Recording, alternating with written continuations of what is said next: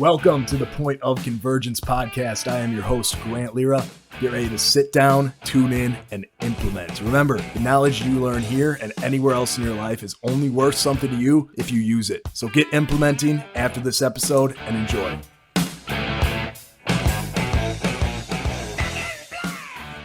Welcome back to the Point of Convergence. Today, we are joined by Ken Ericson of Dauntless Security Group Incorporated. So with the roots stemming back to the early 90s, they've been kind of pioneering the scene since in security. And we'll talk a little bit more about exactly what that means here. But without further ado, Ken, how are we doing today, brother? Good. Rock and roll, man. So for those of you who don't know, Ken is out of Washington, beautiful area up there. I need to visit soon, I think. And we're going to jump right into it here if it's cool with you. But Ken, before that, how's your day going, man? Good. Great day. Going good. Good day in Seattle. There we go. So let's start at the beginning, right? I feel like that makes sense to start there. So how'd you guys get started? How'd you come into this? Maybe even tell me a little bit before that, what got you into security? When I grew up on Fox Island, it's out in Gig Harbor area, and I rode motocross since I was really little, and we had to ride on the roads to get from the house up to the gravel pit, and it was about 4 miles. And so we ended up getting stopped by the local sheriff quite often, and we had an agreement that if we stuck to the side of the road and were very cautious and didn't do 70 miles an hour, that he wasn't going to bother us. And I was always enamored by him. His name was Gary Coyne with Pierce County Sheriffs. And I thought, this is what I would want to do. This is a great job, And so I met him and this went on from there. And when I was 18, I started college and I started a criminal justice degree, which is about as good as underwater basket weaving. And, I did that for about a year. And I was working part-time while I was going to school for a company called Sea West Investigations. And we did loss prevention stores. And we were commissioned back then, a partial commission. So we could cite people for theft third.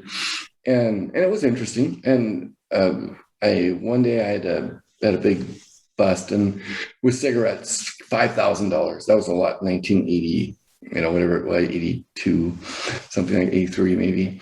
And I met the owner. I had to bring him up to his house because we had to bag and tag everything back then instead of just digitally photographing. And he lived on the water on Lake Washington. And I thought, wow, this would be a good way to go, And so I changed my degree after that to a business degree at the University of Washington, and went through my school. And when I was 21, I was hired by the city of Fife as a police officer. And I did that for about 5 years. And then in 1991, I started my security firm and stayed with the department for a few more years after that. But once it got large enough, then I left. So 1991, I started it. And I never realized that we don't have any days off. And that's one thing I didn't think that out very well. And this is a 7-day a week, 24-hour a day company, and it never stops. And I would love it if it could just be Friday. And I'm like, okay, see you later. Bye. And we'll figure it out Monday, but that doesn't happen. And so that's been the roughest part of this. But I've always had a very good team, and I've had just some amazing people who have worked for me and worked with me over the past 30 years. I can't say enough for the people that have supported me. That enabled me to spend so much time with my 2 boys, Michael and Stefano, which that was the only thing I've done right in this life, was be a dad. And that was the most natural thing that ever came to me. It was simple and it was fun, and it's still fun. And we got to do more things and travel and around the world, and it it gave me the opportunity to give them what, I didn't get, and my college sounded really easy, but it wasn't. I had to work through it. It wasn't the true college experience, but I made sure they got that. And but yeah, so as far as that, we just started doing. We based the company on patrols. As far as patrol districts, we wanted to bring a higher end security into the market, get away from that guard stereotype that couldn't protect himself if he had to or she had to. But more a higher training. And to do that, by doing patrol, you have several clients paying for the one patrol, and your bill rate is obviously much higher because they're paying down to the minute. So they may only be paying for 30 minutes of service throughout a 12-hour period, but we're on call and we're going to handle any of their problems. This way, we don't have to deal with try to compete with the larger corporations that are just dollar cost averaging or whatever they might be doing and putting in a uniform stuffer. But so yeah, so that's what we've done. And today we're a much different company than we've ever been. Much more technology, doing a lot of work with drones. That's been a big help over the past 2 years. And it's newer to us. I mean, that's a newer technology anyway. It's very new to the security industry, but we can do so much more. And they're working with us. We have patrols out that we have 3 pilots out per night. And they're FAA certified in Part 107 license. And then they also fly under COA, which is a certificate of authorization. And that's what the police get. So police can fly under just COA. They don't have to have Part 107. But just that enables us to fly in the no-fly zones. Yeah. Like we have 7 airports within, the Puget Sound area. And those are all no-fly zones. So, I mean, we have a ceiling. But, yeah. But it's, and we can fly at night. So Ken, that's interesting. Now, from college, changed your major into, business, went into that, obviously started your own business, but what made you want to start that business? Why not just stay with the police department? Why not, stay with them for a while, get your pension, whatever the case is? Like, why get into your own business where you operate and control this? I really enjoyed, I enjoyed my time at the police department, and that was good. It's very limiting. I notice police officers, I love these guys and girls. I mean, they're great. They're my friends, lots of them, but they have that's a different personality, and they change, at about that 7-year mark, they lose something, and some of them keep it, but very few, most lose it. And I didn't want to do that to myself. I didn't want to do that to my children. You're gone literally 12 hours a day. I mean, and you have to put on this monkey suit and just, it takes 25 minutes to put all your gear on correctly, And so when you're prepping way before you start your shift, and then you're gone the whole day, and then you come back and you just do it again. And I have a lot of admiration for the officers that do this every day. And this is not easier. This is hard in a different way. But this has enabled me to spend so much more time with my family, and I could choose what I wanted to do. And it's like when the boys were really little, they would come with me every morning. We'd wake up. Their mom, she would go to work at Microsoft and do that whole thing, and then we'd be out. We'd go to coffee, and then we'd go to the bank, and we go to the post office, and then we'd stop off by the accountant, and then at noon I would drop them off at daycare, and then I would do all my appointments, and then I'd be back to pick them up around 3:30. And it was just this flip-flop back and forth, and it was a blast. And I don't regret any of it. And they are the most amazing human beings. And I don't know if it's because of that. They're so much better looking than me and smarter than me. And it's just, they're really, really incredible people. But So that's cool. That's really cool. So and that's, not necessarily an easier job, but just different challenges. And I think that makes sense. You know, I think I've talked about this before, so I'll keep it brief, but like when people want to get into like entrepreneurship or they want to start owning their own business, whatever the case is, a lot of them say it's because of freedom. And holy shit, is that a paradox, right? Because I mean, there's no freedom. You can get freedom eventually, but like when you're grinding, when you're operating for most of those business years, man, it's a lot of stuff you do every single day. A lot of it. Yeah. So that's interesting. And kind of curious on this now. So you guys do like the patrols, you guys do site security, stuff like that. What are the types of people or companies that you're working with? And you don't obviously say names, but just like the types, what industries are they in? You know, what do they do? We work with tech, we work with railroads, we work with large properties that are in the lumber industry. We work in the marine industry. We do apartments and condominiums. We do several of the larger skyscrapers in Seattle. Just depending on what they're looking for. And it's generally the ones who've come to the conclusion that they want a higher end type of security, and security who can hold things down until the police get there.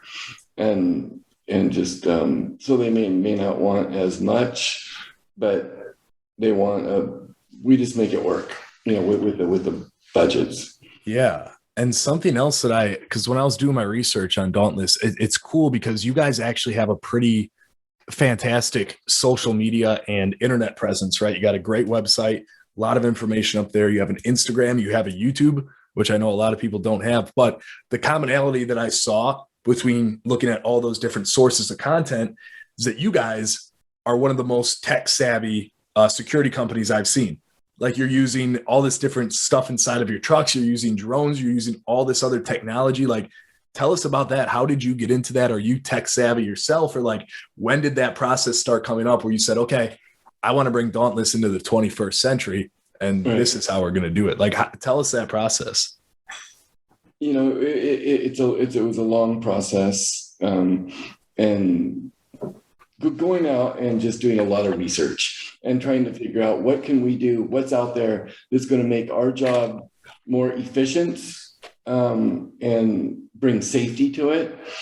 We can't be everywhere at once. So we partnered with a company called Rogue. And what Rogue does is it's artificial intelligence. And we put a what they call a guard box, hook that into their current camera system. And this enables us to log into it. And we can take over one camera or 20 cameras of their cameras. And then we can set artificial intelligence through the view of each one of those cameras. So if we're having problems in a specific area that really nobody should be, and if anybody even comes into that area, it immediately identifies it and alerts us. It goes right to the patrol officer on their iPhone, and it just shows them a live stream video of what's happening right now. And then there's other areas that we can say, well, people are going to go through this door and through this area, but that's what they're doing. They are moving. They are constantly moving. We don't care about those people. So anybody that it picks up who's going to loiter for more than 16 seconds, that's when it's going to send us a video stream. And then we can immediately send patrol units there and find out what's going on. And I'm looking at that on your website right now, and you guys have a cool little infographic saying that. So that's really cool. And now this is something that you can do with any camera. You just need that guard box, or does it need to be a special camera? Like what's the actual equipment setup need to be for this? So any camera that's Wi-Fi enabled, okay, or hardwired and with Wi-Fi, because they all have to have Wi-Fi at some point, but they can be either hardwired or just Wi-Fi. And it seems to work with most systems, unless you find something that's still out there from the 80s, pure analog. And then it may not work. But any new technology over the past 15 years, it seems to be working with pretty well. So we haven't had a big problem with that. That's cool. That's really cool. And like seeing that much tech within a company, including the drones, I mean, I can only imagine how big of a help drones are for gathering information and actually, getting a better situation, awareness perspective of like what you're going into or what you're monitoring. It makes a lot of sense. And it sounds like you guys are working smarter, not harder to do a lot of this stuff now. Yeah. I mean, that's huge. We have clients that will, for example, we have a large bus yard where there will be 300, 400 buses. And it's probably on 38 acres of land. And there's fence line all the way across around it. And they need this checked because they have people going in there and they're stealing the catalytic converters.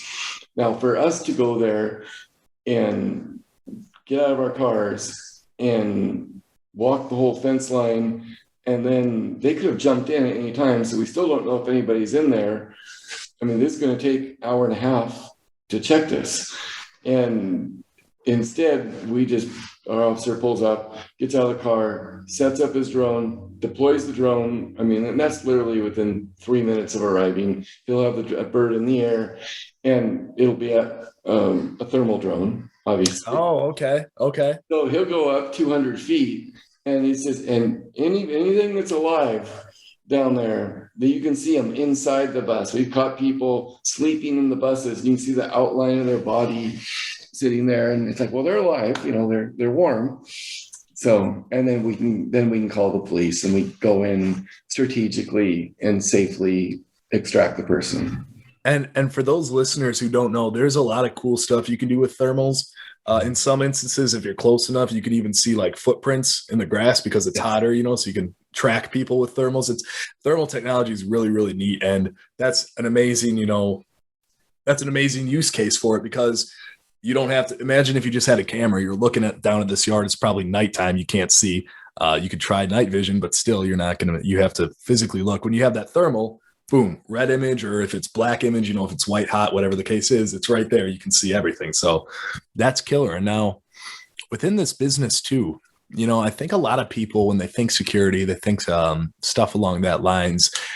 They have a decent idea of what, it entails, but what's something that no one really thinks about when talking about this business? Or I guess what's something you're surprised that when you got into, this private sector of security, you learned and you were like, didn't really think I'd be doing this. Didn't think I'd be dealing with this.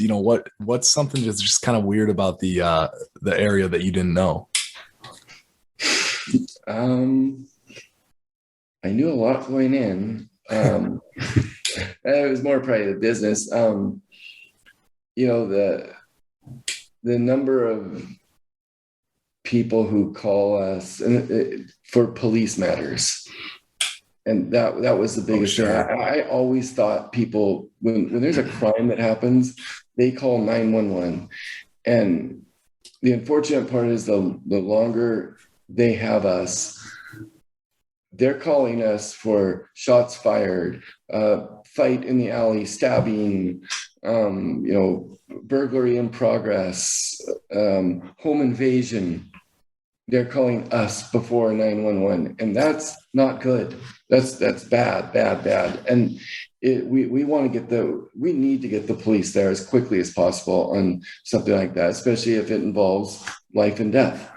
And and we can't, and they will lie to us too. They'll say, "Oh yeah, I called the police," and it's like, you did not. A dispatcher becomes a little guru. They know if people are lying or not, but they get good at it after a while. And then we have to call the police. So after our dispatcher sends out units, then they're on the phone with 911, Valleycom, or whoever it might be, and explain, we just got this call. They said they called you. I don't believe them. Can you check? And they'll say, no, we didn't receive any calls. And so can you please, head out there, because we're heading out there for this. That's yeah, it's so it's amazing. that is amazing. You know, I don't think if people don't like know the industry or they don't know like some of the operating laws, stuff like that, I could see how they're confused. But at the same time, and I mean this in no disrespect, No, why would they not just call the police? right. You know what It I mean? doesn't make Like, sense. And I can't get it right. I still can't. We're at 30 years later, and I'm going, oh my God, this is your livelihood. This is your family. This is your, what, I understand. And there's some people who have warrants for their arrest, sure. and they don't want to do that. And so I can understand those people. But there's a lot of, things have changed a lot too in the last 10 years. As far as with what the police do and what they don't do and what the public feels they should do. It's changed a lot since Mayberry, and it's police don't respond to just any call anymore. Yep. And they're relying on security, or for people to have their own security. And it's, I don't know where that's going to go, how that's going to end up. But. And I mean, that's interesting. And then within that, like, you guys are obviously dealing with people all the time. So like having that set of like skills, and, I'm curious if you guys teach any like persuasion or sales classes, or if you take that part into account when you're, training up new people. Do you have like communication classes that you're giving, or continued class? Yeah. Tell me about that. Yes, we continue to, and that's ongoing and forever. And we meet twice a week, where I will be there with supervisors and trainers, and we'll host these just little ongoing training seminars. And this will be 2 hours before shift starts. And what we do, we just agree that we're gonna buy you guys dinner tonight, and we do that. But we pick a training topic, and it almost always has to do with verbal communications. Our philosophy has always been that you get more with sugar than vinegar, and you get much farther if we show the average person respect. We're going to get it back.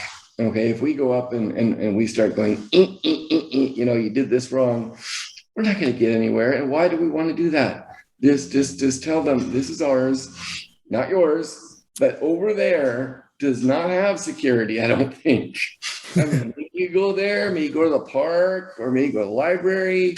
I don't know. But here is just not, there's no version of this story that's going to work out with you having a tent erected right here and just happily making a bonfire, and it's not going to happen, and when you see me next time, say hi, Ken. I'll say hi, Bob. You being safe out there, and whatever, we can talk. There's nothing.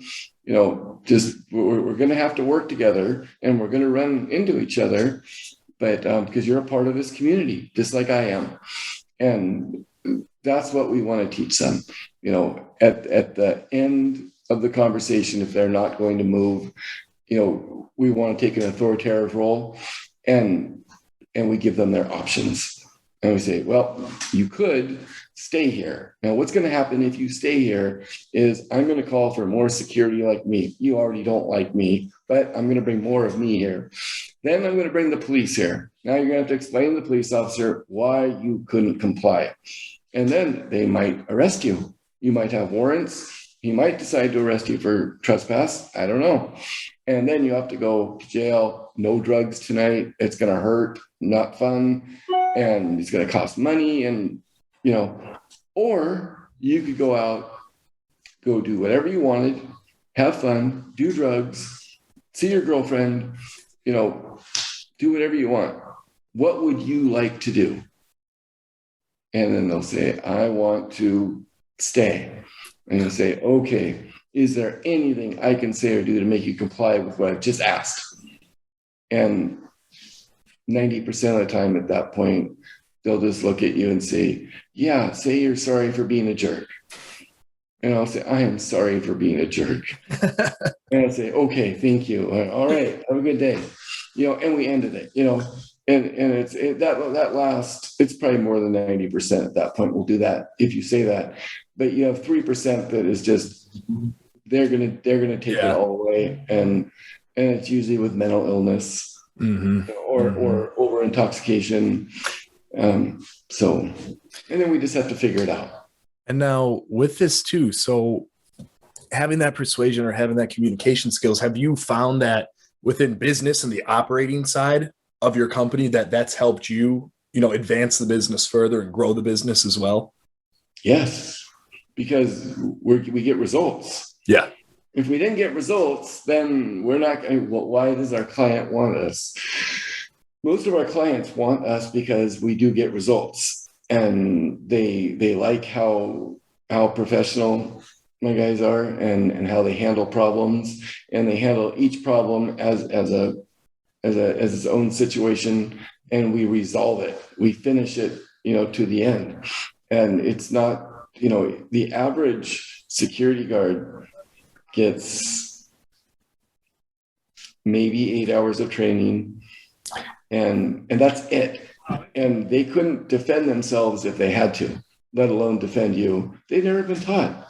I mean, it's, and if I'm expecting them to go into those bad areas and go into those dark alleys, and when you see the people that are doing drugs and doing crimes actually approach them and say, hey, how are you?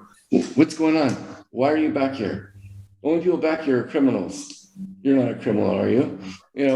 And you can't be here. You're freaking these people out. They're all watching you, and they're wondering what's going on. And we're just talking to them like people. We're not here to arrest them. We're here to protect people and assets. That's our job. We don't want it. If you go to jail or not, I really don't care. If you really need to go to jail, I'm going to do everything I can to ensure that you go to jail. But I mean, and that's just for safety, if the person's that dangerous. But it's been, in the big scheme of things, we just stop the bleeding. That's what we do. So if there's a crime in progress and we arrive, it's going to stop. There's not going to be any more losses. We're going to patch up holes. We're going to get the police there. We're going to get medics there, fire there, call appropriate management, and they're not going to take any more losses, and make the residents feel a little bit safer. I like that analogy. Stopping the bleed. Right. You're plugging the wounds. That's good. Because that's a great analogy for like what you guys, are aiming to do. Because like you said before, you're not the police. You can't do a lot of like what the police do, but you can aid them to where when you get there, when they get there, it's an easier job for them. And Ken, awesome interview, brother. Please tell us where we can find out more about you, where we can work with you at. Give us anything you want right here, man. Dauntless Security Group, our main phone number is 425-458-5777. And our website is dauntlesssecuritygroup.com. And Dauntless is DAUNTLESS. Yes. And guys, check their website out because it's really informative. And then you can go to their Instagram and everything from there, their YouTube as well, where they talk about some of the tech they have in the cars. They give you a little bit more of a overview of like what it's like that they do every day. It's a cool site, definitely worth a check. And Ken, can't thank you enough for coming on, man. Really appreciate it. All right. Have a great day. You as well.